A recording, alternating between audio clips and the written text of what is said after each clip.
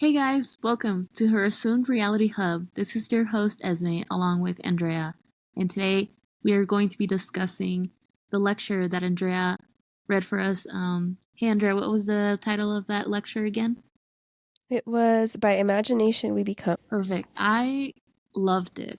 I know that it was a little short, right? But Mhm. it was to the point, and that is something that I love about like Neville's work, where he is repeating it. But in a lot of his work, even if it's like short, like this one, it was just straight to the point, and he told us everything that we needed to know in order to make whatever it is that we want into this reality in the 3D. Mhm. Yeah, I want to hear a little bit about your thoughts first, and then I will let you know what I want to talk about to the audience.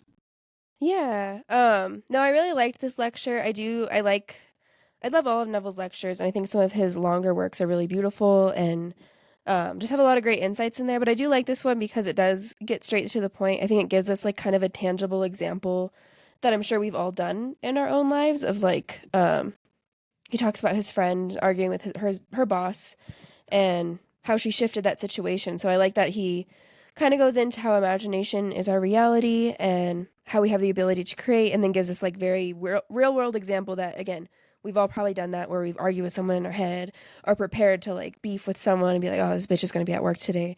And so I kind of like that he pulls that in and shows us how she shifted that. And yeah, I think especially for people who are maybe new to the law, it kind of gives you that like, oh shit, this is where I'm creating this. These are where I'm creating these patterns in my life, you know? Yeah, and this is touching into like everyone as you pushed out.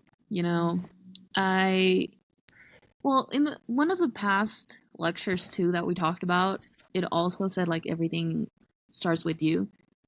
Hmm. But here as well, since it's going inside and you're arguing with someone, you started that. You're the one that's thinking about the fight. Maybe that person isn't.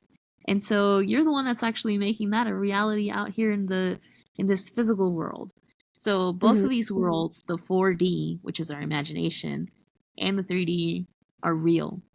But what you're thinking about internally is what's being mirrored out into this physical world. So you got to watch out for that, right? Yeah. No, and I used to take everyone as you pushed out like so literally.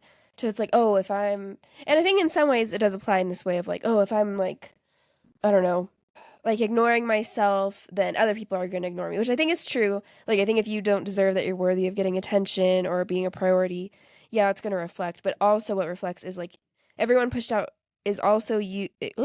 Everyone as you pushed out also includes the way that you perceive other people. It's like your thoughts pushed out onto them. And I think that's something that took me a little while to get with the law because everything is our relationship with self. But also, if I'm like, if I love myself and I think I'm great, but I think that like some dude around the corner hates me and thinks I'm, I don't know, treats me like shit, and that's exactly how he's going to treat me regardless of how I feel about myself. And so I think it's important to consider that you need both and that both apply when we're thinking about everyone as you pushed out, you know. Oh yeah, most definitely. I also thought that I don't know, I gave the everyone is you pushed out such a different meaning when I first learned about it, and I was like, everyone is me pushed out, like, like it was kind of scary in a way, until I realized that yeah, it's the same way that you just described it, where it's like, okay, if I think so highly about myself, like I can go ahead and meet other people and be like, oh yeah, they think that I'm amazing. But if one Hmm. specific person that I think like doesn't like me, they won't like me because I have those beliefs about that person, and like that's how I view them. That's my perspective of them, and we have to change that. And that's what Neville practically said in that lecture. The friend went ahead and just changed that internal conversation that they had with the employer, right, that they were working with, and everything changed. She did that every single day until it was mirrored into the physical world. Yeah, exactly. And I think it's really important to catch yourself in those moments where you're having negative thought. I mean, like we all do it, and it's very like no one. I'm sorry, but no one on this earth is just gonna walk around and be perfect and have perfect thoughts all day. Um, like we always like to say, we're human. And even Neville talks about the times he would slip up, even these great teachers, even like Jane Roberts and Seth, like everyone has their own like deficits and difficulties in life. And so I think it's really important to remind yourself of that because I mean, I've been studying the law for a long time and I definitely still struggle with applying it. And this is one area I think I'm pretty good at catching myself in is if I'm like pissed at someone and I'm like arguing with them in my head, I'm like, no, just like see them in a peaceful way. Or if I'm like upset about something my friend is doing, like not necessarily towards me, but like their life choices, if I can see they're not doing good things for themselves, I'll see them being in like a healthy place, instead of harboring all this like negative, I don't know, kind of like inner conversation about them. Oh yeah. In that lecture too, Neville actually talks about you imagining for a friend and Mm-hmm. then being in a spot that they want to be. Like they say that I don't know, you want to grab a burger and you're telling me about grabbing a burger, right? And I'm like, hey, you know what? I want my friend to have that experience. I'm going to imagine them eating that, telling me that I'm gonna imagine them telling me that they ate the burger. And I, so, I love you the know, burger example. yeah, I mean, it can literally be anything. It can be a person, it can be money, it can be a car. But I think applying the law should be fun too. I don't want to say like small things, and we've talked about this before, right? But it's a day-to-day thing, correct? And you're like, okay, I want a burger. Well, maybe you don't have money for it, or you just told me that you don't have time, and you're so busy with work and you're not gonna get out until like 10 p.m. But I'm gonna imagine that you're gonna have that burger. I don't know when it's gonna happen, but you're gonna be busy, whatever. And the next thing you know, it just mirrors, and then it happens in real life, and you send me a text, and it's like, hey, somebody actually gave me a burger. No, exactly. I've used it for my friends quite a few times. And it always seems to work so easily for me with my friends. Like if I'm thinking about their situation, I'm like feel like worried about them or upset, I'm just like, no. Picture them being like super happy and they're healthy and like their life is going super good. And then like I'll just like see it reflect the next time I see that friend. I'm like, oh yeah, awesome. Um, that's what I really love about the law is like it's not even just about yourself. You can use it to change like all aspects of life or wish good for other people. Yeah. No, I like that. I'm gonna read the paragraph actually about what we were just talking Oh, about here with Neville. He says, "Do what my friend did to establish rapport. I don't know how to pronounce that. Call your friends mentally. Focus your attention on him and mentally call his name, just as you would to attract his attention were you to see him on the street. Imagine that he has answered mentally. Hear his voice. Imagine that he is telling you of the great good you have desired for him. You, in turn, tell him of your joy in witnessing his good fortune. Having mentally heard what you wanted to hear, and having been thrilled to the news heard, go about your daily task." So that's it. hmm You just imagine hearing the good news and you go do whatever it is that you're doing. Go watch TV or something. I don't know. just go put on a movie. No, I agree. And I think it's really important too to like have faith in that, not to just like, I don't know, like aimlessly imagine and be like, okay, cool. It's like it's done. Like you need to have the faith that what you just imagine is going to be your reality and have faith that that's going to happen for you. Yeah. It's like what he said in another book or lecture. There's so many books, so many lectures, but Mhm. I've read a lot. Right, it's like you are in it. You are in that spot in imagination and you feel it to be real. You don't just daydream about it.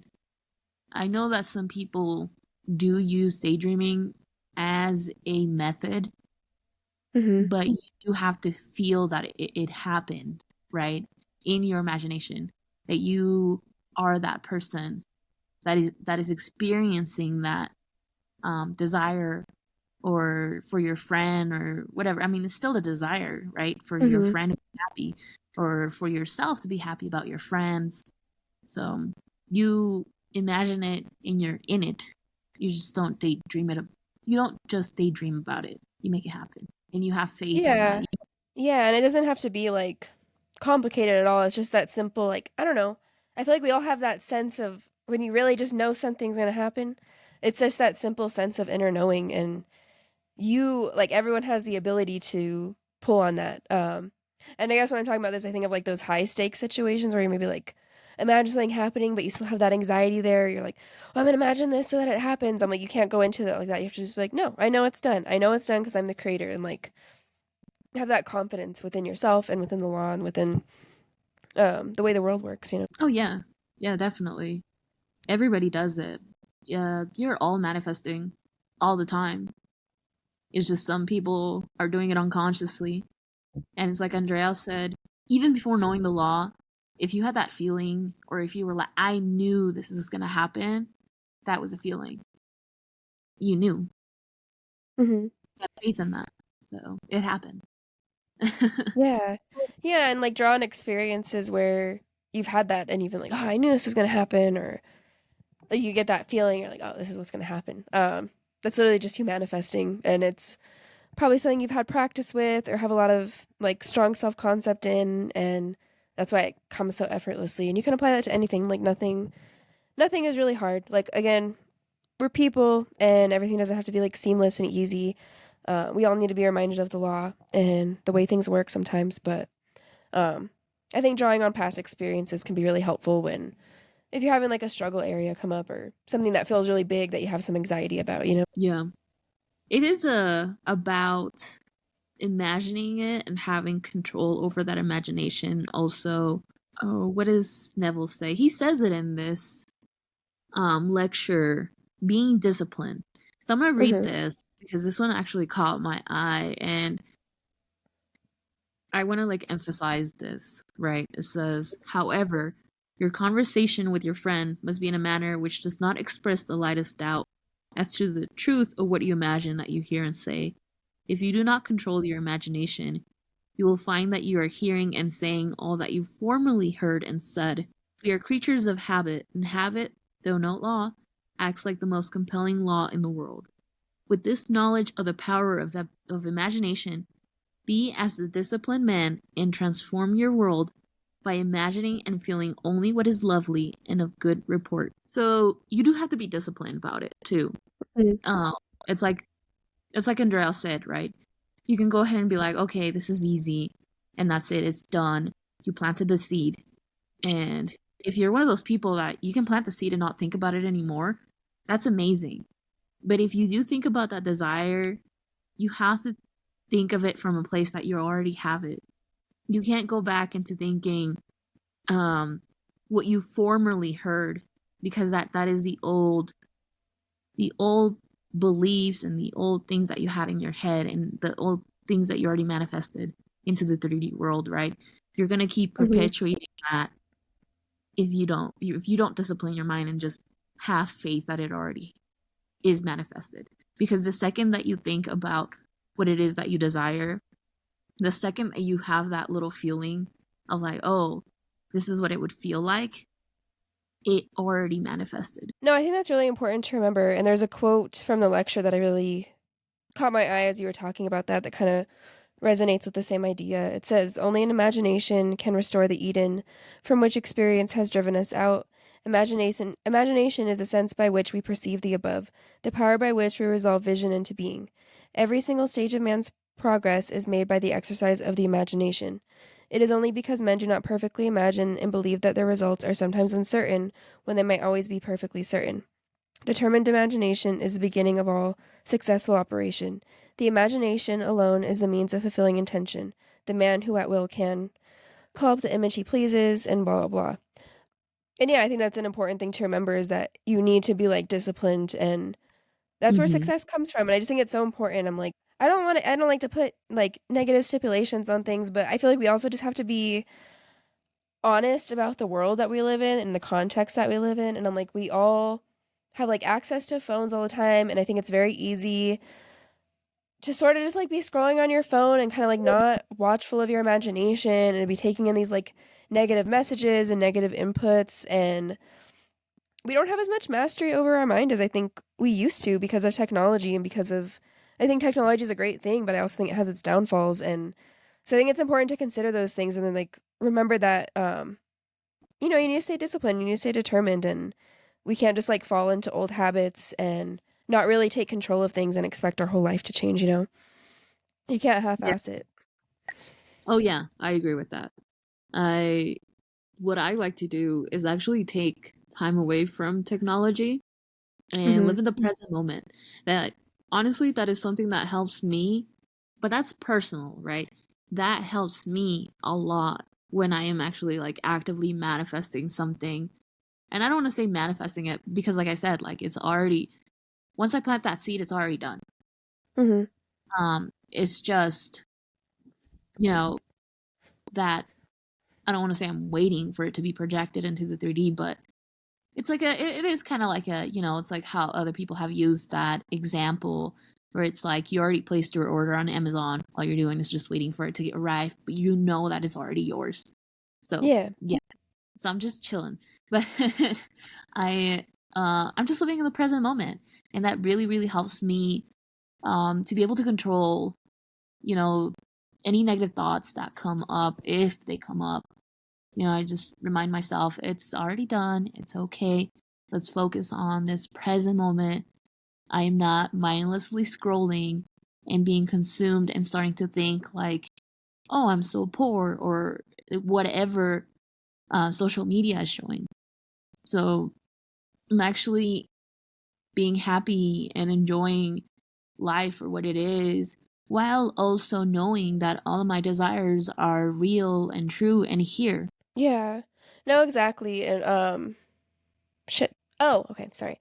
No, exactly. And I do the same thing. And again, that's like you said, it's personal to us, and I'm not saying, oh, you have to like delete all your social media to manifest. But for me it helps because I think the reason that it helps is because I think we learn to like not control our mind when we're on social media. It's like literally something we kind of like mindlessly scroll through. And so I think you can, if that's something that you reach for a lot, you almost get in the habit of not being conscious or like not kind of being aware of where your thoughts are going. You get into this like mode or like this habit of kind of just like letting things flow and taking in all this input and all these messages from your phone. And so it helps me a lot too, honestly. Like if I'm in a rut or like struggling with something that I'm trying to change or struggling with my mental diet, if I delete like Instagram and TikTok off my phone for a while, I like really get to a much better place. And I think it's because I'm sort of more like actively engaging with my mind and like choosing things that keep my brain engaged when I'm bored rather than choosing something that's like I don't have to think about, you know, I'm just scrolling and being entertained every few seconds. Oh yeah. No, I feel that. I also, take breaks from TikTok. Man, TikTok, when that first came out, it was on there like 3 to 4 hours. It was bad. I mean, I wasn't into law Mhm. before, right, when TikTok first came out, but I was shortly after, and I did notice how much of an impact it had. And, like it would show up like videos of like people um, being like heartbroken or depressed or saying that they just don't have enough money for life in general. And you start to think these thoughts along with them. And you're, oh yeah, life sucks. And you start to agree that, yeah, love is hard to find or uh, people suck and all kinds of things. And that's where you start creating that reality for yourself too. Yeah, no, I agree. I mean, I even see the way like you can see the cultural influence TikTok has had, even just on like on people who don't manifest. And you know, maybe this is a negative belief, but I feel like specifically the way it impacts like people, the way people view dating, I see it so strongly just in like people I talk to is like it's from like you know those like dating coaches on there like, "Oh, if you're a woman, you should be getting this from a man. And if a man doesn't do all this stuff for you, blah blah blah blah." And the men are saying the same thing about women, and it's like they're at this like on this like gender war with one another. Um and I really like I mean, I see it in the people that I talk to every day. I'm just like, damn, this is like shifting like culture. And I remember being like stuck in that and thinking similar like negative beliefs until I mean, I've practiced the law for a really long time. Like it's almost been 10 years at this point. And so I practiced law for a long time. So I've always been aware of it, but it's definitely been in different ways. And I think when I really step more into that knowledge, I'd say in the past like 2 years. is when I started viewing that stuff and being like, oh, this is all just like people creating bullshit in their lives. And I was like, I'm doing the same thing. I'm like, I like remove myself from those types of videos. I like just scroll past them because I'm like, nope, no, we're not taking that in. Oh yeah. You start to believe whatever it is that they're saying, and it starts to reflect in your own life. Hmm. You start to notice whatever it is that they're saying, like, oh yeah, if these men are like this, then you start seeing men that way, or people, I don't know, if you're into women, then you start seeing women that Yeah. way. Or you start seeing like um people that are not like I don't want to say date worthy, but that's pretty much what they say. I don't know. I have not watched these people in forever because once I Hmm. learned about the law, I was just like, yep, nope, I'm definitely leaving all of this stuff. I used to actually believe a lot in zodiacs, and I would Girl, believe me that too. I'd believe that like this zodiac wasn't compatible with mine, and I was like, who the hell told me that I wasn't compatible with a person just because of their zodiac sign? Like, honestly, to me now, knowing the law, that makes absolutely no sense to me. Like No, dude, it's exactly. I remember like I got this one guy's like birth chart and I compared it to mine and I was like, "Oh my God, we are not compatible." And then like his Venus sign was like the Venus sign of a cheater and I was like, "Fuck." And I remember legitimately being like, "Shit, if I could just change his Venus sign." And I'm like, "Girl, that does not matter." oh, that is so funny. Yeah, I obviously, have friends that aren't into conscious manifesting, and they Mhm. they obviously believe in like zodiac signs and stuff like that, and they're always kind of giving me shit about how I don't believe in it. But I mean, I told them, right? You cannot like force someone to change, and I honestly don't. I could see them differently in my mind, but a lot of times I'm just like, you know what? That's okay. They're just gonna be like that, and that is fine. That's okay. Maybe Yeah. some No, I people. think I don't know.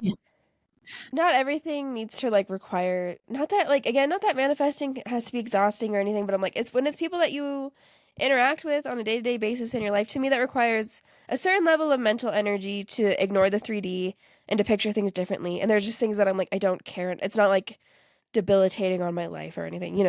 So, Yeah, exactly, exactly. That's what I. Yeah, that's what I'm saying too about my friends. It's like yeah, they're I'm like, them, and it's all right. Like it's not gonna like bother me to like a certain degree where it's like, oh no, I gotta change them. Which I'm not changing them, right? I'm changing myself. I'm changing the perspective of them if I really want to. But that's all right. yeah.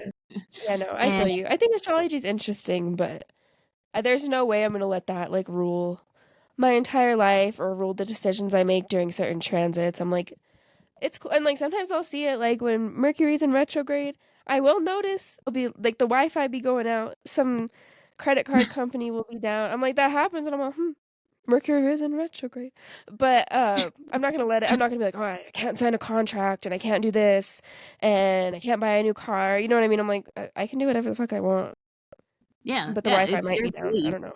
No, I mean it's your belief. It's always gonna be your belief. If you really believe in it, then cool. That's what's gonna be, mirrored. Hmm. But if you don't believe in that, or if you believe only half of it, or just certain things, and make your life still fun, then go for it. You know what I mean? I'm not gonna like stop myself from believing that water is healthy for my body, or like like certain things like that. So yeah, Yeah, and like Seth talks about that too in the nature of personal reality, how like we all still exist in the context of the world and how we do have collective beliefs and those do impact us. Like we have the collective belief that like, in like Western medicine, essentially, like I don't know, you take an ibuprofen, your headache's gonna go away. Things like that. Like that we all are subject to as human beings. Like and he talks about he's like you can't like cut your arm off and then be like, I'm gonna grow a new arm. I mean maybe you can, I don't know, but there's still some limitations of being in human form that essentially like our souls accepted and coming to earth and being like, I'm gonna be human. We accepted these limitations, and it's important to remember too. It's not like, oh no, Esme, she only drinks Mountain Dew and she's super healthy. I don't know. actually, there was this guy Oh God. that You're like, oh god. Okay. No. Listen to the story, okay? You guys, Okay. there's and he drank Mountain Dew for like 20, 30 years of his life. And he was actually really healthy. He only What the passed hell? away. Yeah, he only passed away because he got ran over by a car, which is sucks and it's sad. But What? he was really healthy up until that point. Like he was I believe he's already like in his 70s. I'm And looking him up. and Oh my he god. Sorry. he it's so funny. I looked up Mountain Dew Man and it's all Mountain Dew Man convicted of double murder. I'm like, what? Sorry, go ahead. No, this is probably not on Google or anything like that, but he was my parents' neighbor, and he told Oh. them that, yeah. So this is someone that I know, like that I knew in person, and he told them that he didn't really drink water occasionally, but he loved his Mountain Dew, and because he had that belief, so he was healthy, like no diabetes, no nothing, and his cause of death was because he got run over by a car. And I don't know what That's he had crazy. beliefs about that, but that is crazy. So he was perfectly fine, and he did drink that Mountain Dew for a very long time. So yes, it can happen. Honestly though, I know someone, I won't say how I know them. But I know someone who's like, this sounds horrible, but they should be dead for sure. Like they're in their 90s. They've never taken care of themselves. Like they don't eat very well. They chew tobacco. They're not like active. They kind of just like go to the casino. They're kind of a mean person. Like all around not doing shit to take care of themselves like emotionally, physically, but they're still kicking it and they're healthy. Like kicking it, bro. And so I'm like, I guess maybe they just have a belief that they're going to live a long time cuz that's true. I think it's so funny that you had a direct story about Mountain Dew. Yeah, it's awesome. The law always works. Seriously. But I mean, if you and I know that Seth talks about that stuff too. He gets a little more into your physical body as well. I know you have been reading about that, correct? Yeah, yeah, he talks about basically how like our thoughts basically we create through I can't remember the exact quotes, but he talks about how we create through like sound and like the sound emits like waves and essentially that sound is our inner voice. Does that make sense? Oh yeah. The Yeah, that way like makes when total. we talk it releases like hertz or whatever.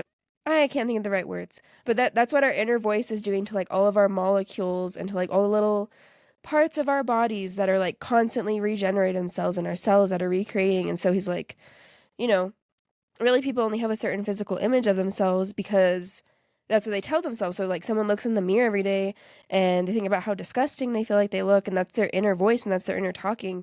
Their like cells are receiving that inner sound and creating that. He also just Seth is so cool. I feel like everyone needs to read Seth because he talks about how like he just like breaks it down so well that you're like, yeah, I am creating everything. Like we're just projecting things from our eyeballs. If you really think about like the world, we're just like getting emitted light waves, and that's why we can see everything, and we're just creating that with our eyes. And so our eyes are projecting everything out into what we see, into this 3D world. And so, yeah, he just talks about, Seth, like, takes my soul to a different level. Maybe I will, like, read one of his chapters or something, because I don't think I could read that whole book out loud. Oh But, yeah, that is a very dense book. yeah, I'm like, I struggle to read it by myself sometimes. But there's parts of Seth that I just really love, and I think that, like, give me this like deep sense of knowing to be like, oh shit, I am like creating everything, and it's really cool. Yeah, I mean it's true. It's true. It's the way you're perceiving everything, even yourself, even your body. Because there's people that are like, okay, how do I manifest like physical changes? And I have personally done that. Um, I manifested losing 40 pounds, and I actually recently have been growing some gray hair that I manifested as well. Yes, I want gray hair because I'm crazy, but I think it's fun, right? It's fun. I think it's, everything's possible if you really believe it, because it's real. Your imagination is real. And like I said, it doesn't have to be hard.